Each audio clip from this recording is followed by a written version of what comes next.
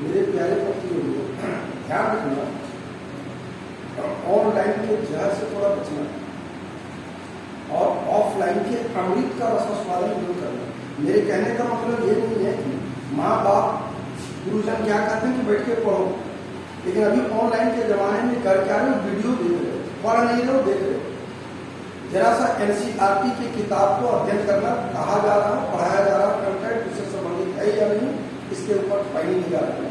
मैं कहूँगा कि यही समय है, सही समय है, जब तुमको एक अपने जीवन का बेहतर विकल्प चुनना है। सहारा किताब का लेना बॉस, क्योंकि लाख होटल में खाना हमेशा घर में ही अच्छा होता है। जरा सा भी अनबैलेंस हुआ ना बाहर के खाने से, तो अदरक की तरह कहाँ कहाँ फैलोगे और किस किस तरह की दवाई खाओगे, ये बहुत लॉस।